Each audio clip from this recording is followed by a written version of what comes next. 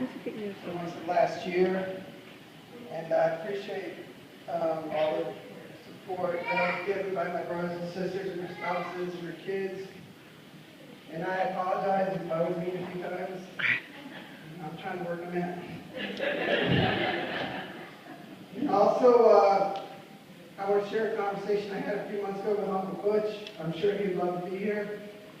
And he said, John Paul, you have a place in heaven for what you're doing. And I said it was a no-brainer.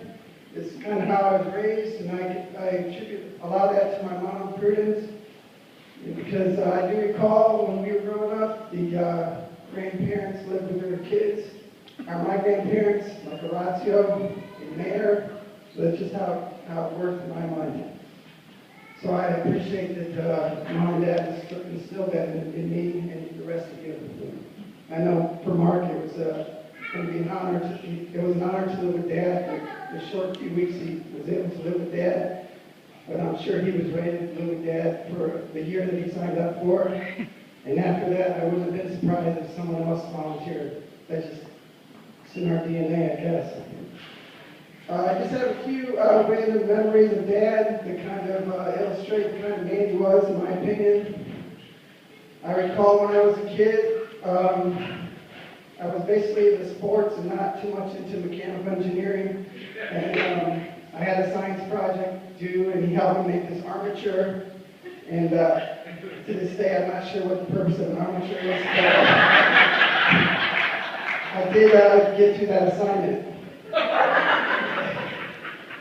Okay. Also, I recall he liked to watch us all play sports, and that was one of the things I loved to do. And I recall when I was about 19, he was watching play softball, and I dove for a ball it wasn't too smart, and he took me to the hospital. So I appreciate him being there for me. A couple other thoughts. He ended his life on his own terms. This is for my wife, actually, because I'm not sure she's going to come up here. But he ended his life on his own terms with a positive attitude, with dignity and grace, and hardly ever complained. He did complain once in a while, but I don't want to mislead you. Like I was trying to get him to go to the Memorial Day parade a few months ago, and I said, Dad, I'll put you in a wheelchair. Well, you're a veteran, and I think you should maybe go to this. I'm not going to any parade. So. You couldn't always get him to do what you wanted him to do, but usually you could. A couple other random things I want to mention. I recall he helped me build Skyport for my kids. He was always there for those type of projects. He taught my son to ride a bicycle. Being an engineer, he's probably better qualified than I was for that. I recall he and Michael would attend all my son's football games in high school, and even if they were in Columbus.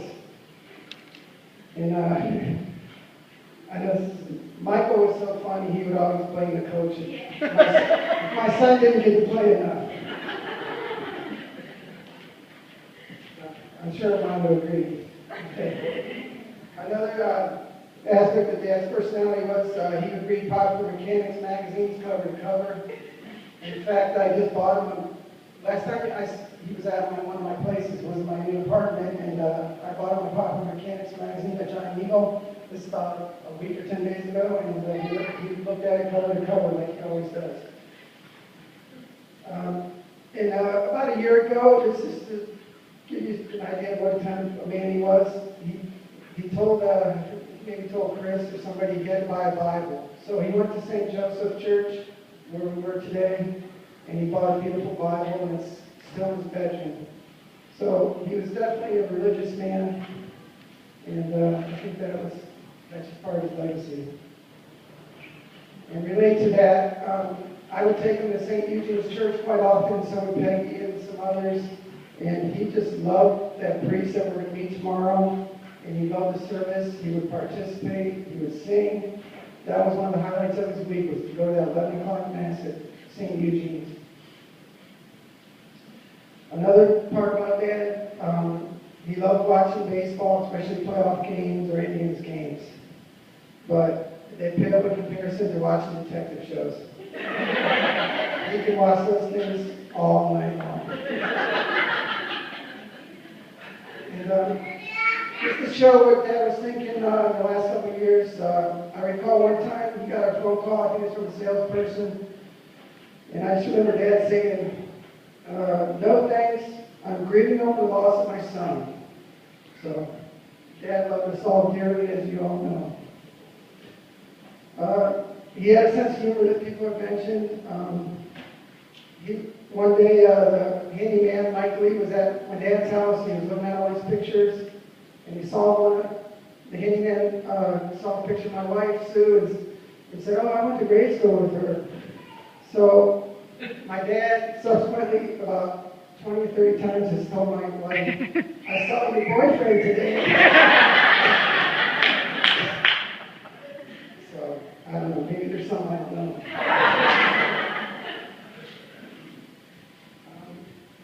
Just another point about the kind of devotion he had to our kid, to us. I recall, since I'm not very handy, as most of you guys probably know, he helped, my wife and I bought a home about 4 years ago, and it had to need a lot of repair, and he was always there to help. And I remember putting this kitchen floor, and he must have spent at least 30 hours with me helping to build the floor. And he was just very patient, and he taught me a few tricks. I'm not quite as bad as I used to be at doing handyman stuff, but because of his help. And he was also a very thankful man. I tucked him in probably 90% of the last year, and almost every time after I say goodnight, Dad, he'd say thanks. Because he was very appreciative of what we did for him, in my opinion, and that's just how he was. He was a humble man, and he appreciated what he had in life. And one thing, about 2 or 3 weeks ago, or a month ago when I was living with Dad still, he said, we were watching TV, and he goes, hey, I want to go to a wedding. I go, what wedding? He goes, I'm going to a Cinderella wedding. There's an invitation over on the desk.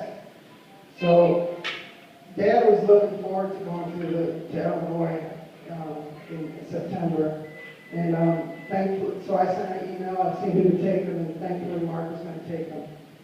So, my point is, as Pruitt said, he was very supportive of the Cinderellars, and pretty much everybody he knew.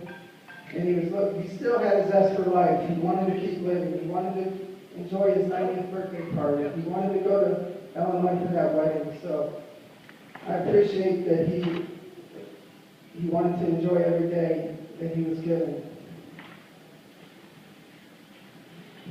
So that's all I have to say. And once again, thank you for all the support. I appreciate everything everybody did. Everybody has their own talents. I appreciate in-towners, out-of-towners, Bridgie with her financial